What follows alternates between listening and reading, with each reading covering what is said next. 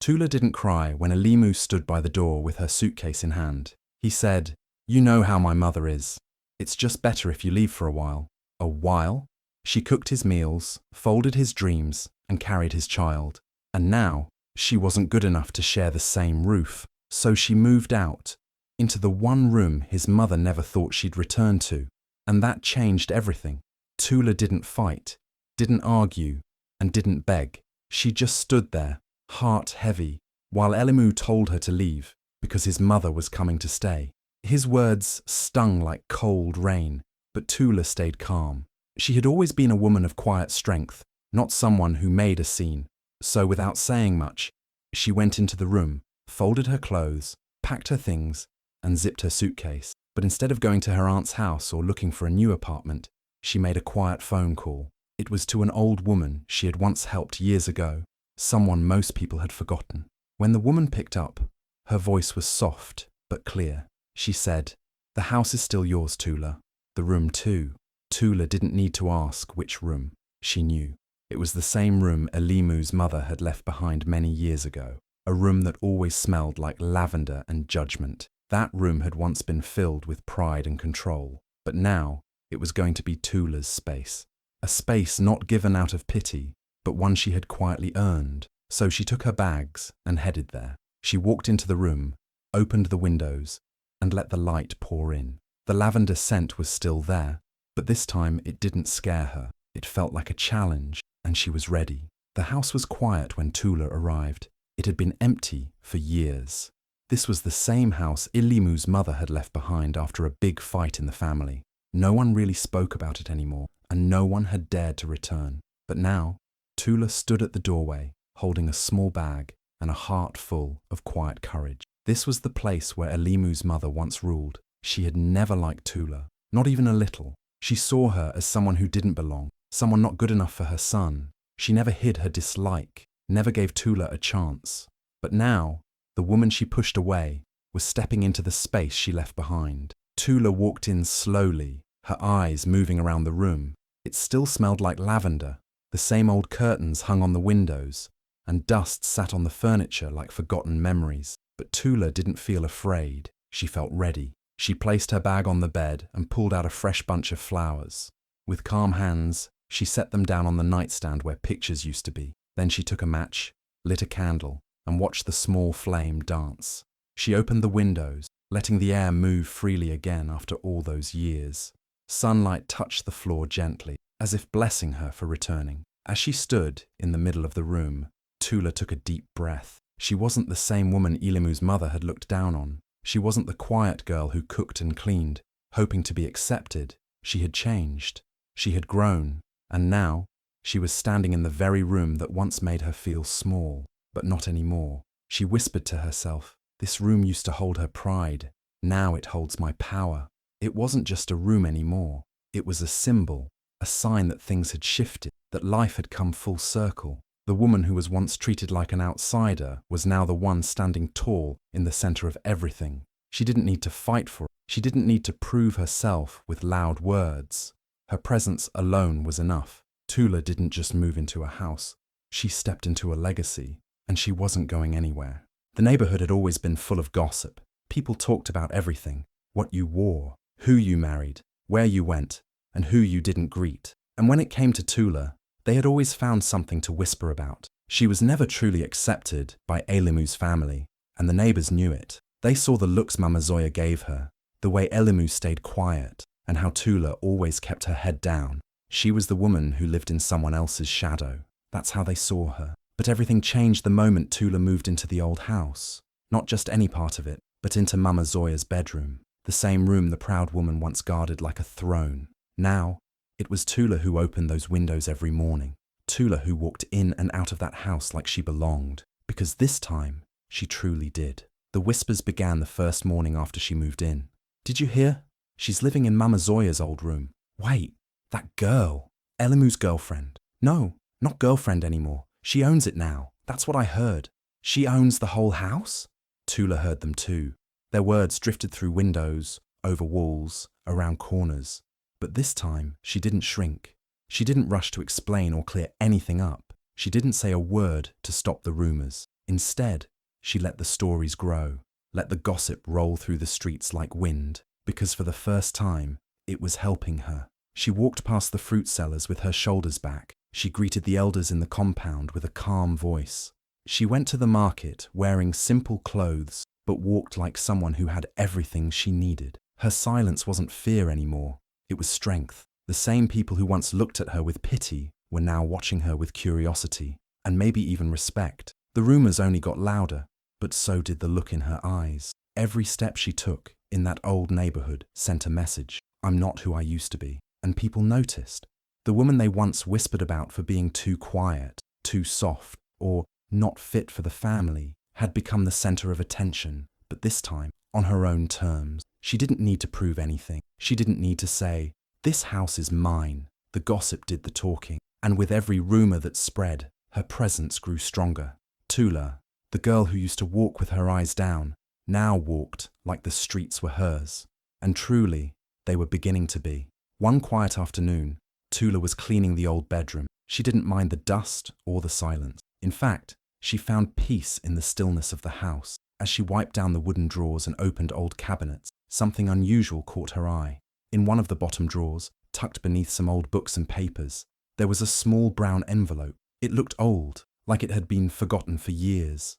Curious, she picked it up and gently opened it. Inside, there was a folded document. Her hands trembled a little as she opened it. At the top, it read, "Last Will and Testament." It was signed by Elimu's late father. Tula's eyes moved quickly over the words, not sure what she was about to find. But as she read further, her heart stopped for a moment. The will had been changed, revised. Elimu's father had made a new decision before he passed. The house, the land, everything wasn't meant to go to his wife or his son. It was to go to someone who brought peace to the family. Someone who showed love, kindness, and patience, even when things were hard. And then she saw it, her name, written clearly, right there in black ink, Tula. She sat down slowly, the paper still in her hand. All those times she had been treated like an outsider. All the moments she was made to feel small. They didn't matter anymore, because someone had seen her, someone had noticed her effort. Elimu's father, the one who rarely spoke much, had watched her quietly. He saw how she tried to make the family whole. He saw how she loved, without asking for anything in return. And now, he had given her something no one else ever had. A place of her own, a voice, a home.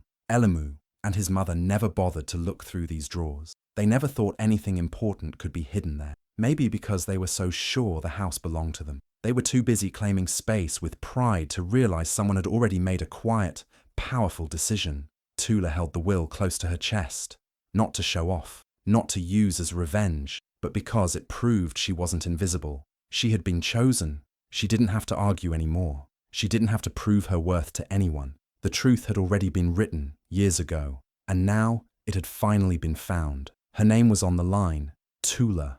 The woman they pushed away had been the one meant to stay all along.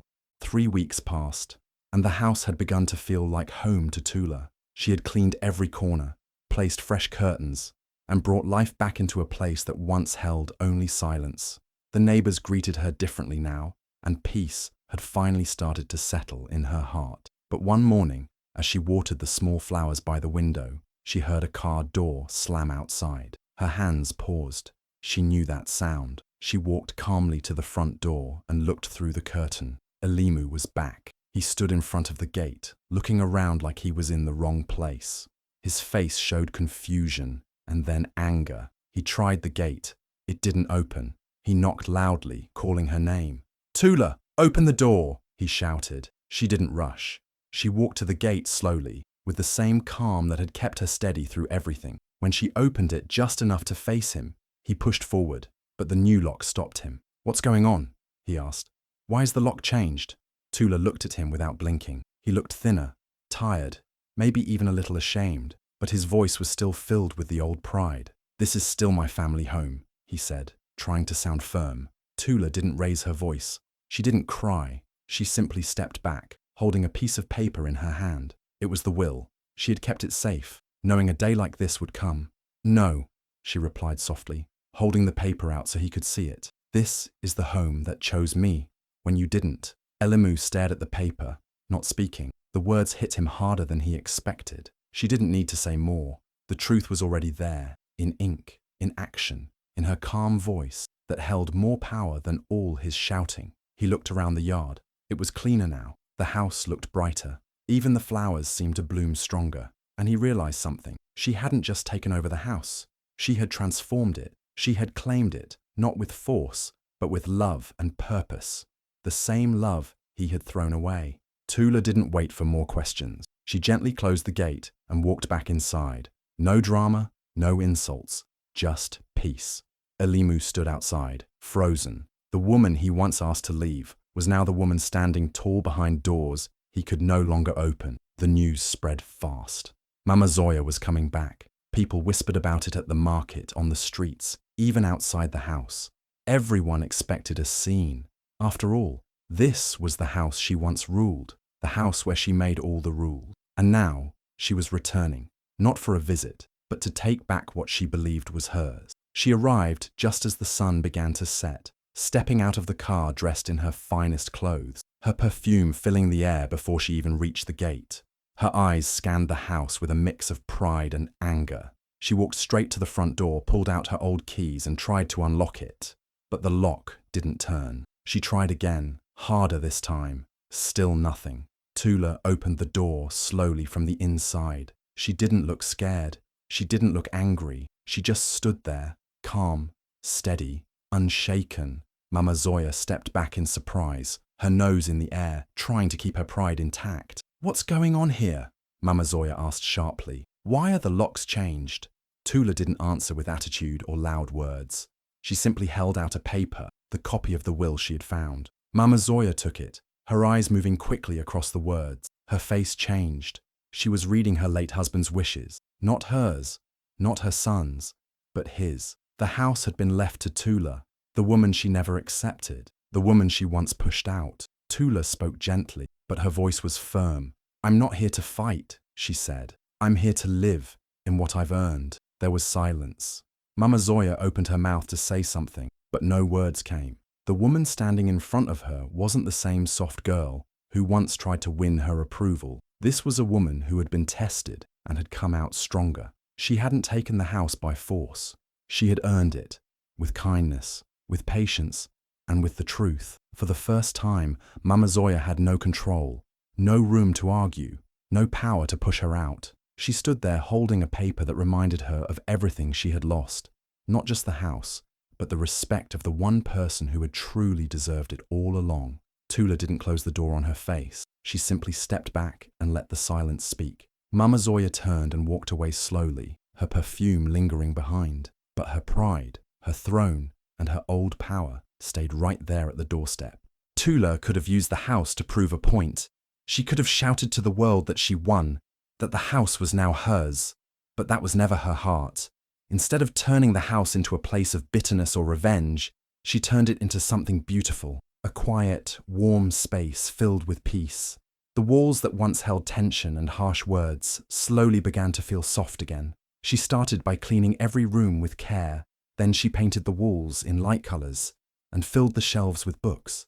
She planted flowers outside, simple ones that made the yard look alive again. The house slowly changed, not just on the outside, but in feeling. It no longer felt like a place of judgment. It felt like a home. Tula didn't just live there alone. She quietly opened her doors to young women who had no place to go, girls who were running from pain, from rejection, from families that didn't understand them. She didn't ask for anything in return. She gave them a room to sleep, food to eat, and more than anything, she gave them peace.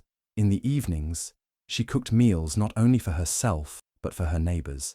Some of them were the same people who once gossiped about her, but she didn't hold that against them. She served the food with a soft smile, never asking for praise. Slowly, the gossip died down. People began to see her not as a girl who was pushed out, but as a woman who brought something good into the world. She also started small reading circles in the living room. Girls, women, even a few older ladies from the neighborhood came to listen, to read, to laugh. That same room, the one where she once felt judged, where her presence was questioned, now held stories, joy, and soft moments of healing.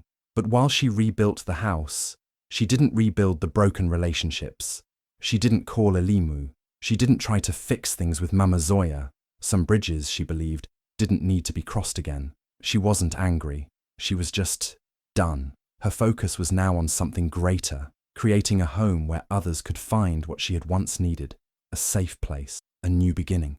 The house had changed, and so had Tula. From rejection grew refuge, from silence came strength, and from an old painful space, she built something filled with purpose and quiet power. Elimu returned again, but this time he came quietly. No shouting, no anger, just silence and a face that looked more tired than proud. He didn't come with answers, only with small gifts in his hands and heavy thoughts in his eyes. A box of her favorite pastries, a book she once mentioned liking, even flowers. He tried to act like things could go back to the way they were, like maybe, if he showed enough regret, she would forgive him and open the door wide. But Tula didn't open the door all the way. She stepped outside, met him on the porch, and sat down. She brought out a tray with 2 cups of tea. Nothing fancy, just quiet respect. She didn't ask him to leave, but she didn't ask him to come in either. And that said everything. Elimu talked about the past. He reminded her of the good days, the laughs, the dreams they once shared. He apologized for not standing up for her, for letting his mother take over decisions that should have been his. He even said he missed her, but Tula just listened, nodding slowly, her face calm and unreadable. When he finally stopped talking, waiting for her to say something, she looked at him and said gently, "Your mother once asked me to leave this house." You didn't stop her. Then she sipped her tea, paused, and added, "Now, you're both guests." Her words hit him harder than any door slam ever could. She didn't shout. She didn't cry. She didn't ask. Why now? Because deep down, they both knew the answer. He had only come back because he saw what she had built, because the house was full of life, full of meaning, without him. Elimu looked down, his hands resting awkwardly on his knees. He had come thinking maybe he still had a place in her life, but now, sitting outside on the porch, he realized that the door had already closed, not in anger, but in peace. She had moved on. The house that once saw her leave with pain was now hers completely, and the woman who once waited for love and approval from him had grown strong enough to no longer need either. Tula finished her tea, stood up, and with a kind smile said, "Thank you for coming." Then she walked back inside, leaving him on the porch, in silence, with all his regret. One day, a young journalist from the local newspaper came to see Tula. She had heard whispers in the community about the woman who turned an old, forgotten house into a safe space for others. About the woman who once had nothing, but now had peace, strength, and a quiet kind of power that couldn't be ignored. Tula didn't ask for the attention, but when the journalist asked to hear her story, she agreed with a small smile. They sat in the living room, the same one that used to hold judgment and cold silence. Now, it was warm, filled with soft pillows, books, and the smell of fresh tea. The journalist asked questions, but Tula didn't speak about Elimu or Mama Zoya. She didn't blame anyone. She didn't complain or share stories to get pity. Instead, she spoke gently about the journey of finding peace, about learning to choose purpose over pain, about what it meant to stay kind in a world that kept trying to break her. She said, "People think strength is loud, but sometimes it's in the silence, in choosing to heal instead of harm." The journalist listened, wide-eyed. She took notes, recorded quotes, and before leaving, asked if she could take a picture. Tula said yes and sat in a chair by the window, the same chair that once belonged to Mama Zoya. She didn't pose with pride or anger. She just sat simply, peacefully, like a woman who had found her place in the world. When the article was published, the headline read, "Caretaker of Legacy." Below it was Tula's photo, sitting in the chair, sunlight on her face. The story quickly spread. People shared it online. Neighbors brought copies to one another, and her phone began to buzz with messages of support, of admiration, of curiosity. Everyone who once looked past her was now looking for her. The woman they once called weak, silent, or forgettable had become a name on everyone's lips. But not because she shouted, not because she tried to prove herself, but because she lived with grace. Tula didn't chase the spotlight. It found her, because real strength, the kind that grows quietly in hard places, can never stay hidden for long. And now, the woman they once underestimated had become the story they couldn't stop talking about. The neighborhood's annual celebration had always been a big event. People dressed up, music filled the air, and chairs were set up around the main stage in the town square. But this year felt different. This year, everyone was waiting for one person, Tula. Her name was on the program. She had been invited to speak. Some were surprised, some were proud, and some, like Elimu and Mama Zoya, came and quietly took their seats at the back of the crowd, unsure of what they were about to witness. Tula arrived simply, wearing a calm smile and a soft-coloured dress. She didn't come with an entourage. She walked in alone, but she didn't look alone. Confidence followed her like light. When it was her turn, she walked up to the stage with quiet grace. The same girl who had once been asked to pack her things and leave had now been asked to speak to everyone. She held the microphone, looked around the crowd, and paused for a moment. Then she said, "I was told to leave." The audience held their breath. She continued, "But I built a home in the place they feared I'd never belong. And now, I welcome everyone who's ever been asked to disappear." It was short, simple, but every word felt like a drumbeat in the hearts of those listening. There was silence, and then the sound of chairs moving as people stood, all of them, clapping, some with tears in their eyes. Even the ones who once whispered about her, even the ones who had doubted her strength. Elimu didn't clap. Mama Zoya looked down, but it didn't matter. Their silence no longer had power. Tula didn't speak to hurt them. She didn't come to remind them of what they did. She came to show what she had become. She stepped down from the stage slowly, the applause still echoing, and then she walked straight through the crowd, toward the gate that led back to her house, the one she now owned, the one she had filled with love, peace, and new beginnings. She didn't walk with bitterness. She walked with becoming, like someone who had returned not for revenge, but to rise. And rise she did. If this story touched your heart, don't scroll without sharing it. Tag someone who needs to hear. You don't have to fight to prove your worth. Sometimes your peace is the loudest answer. Like, comment, "I choose peace," if you believe in rising with grace. Save this for the days you feel small. And remember, you were never meant to disappear. Share this to remind someone. They may have counted you out, but your chapter isn't finished yet.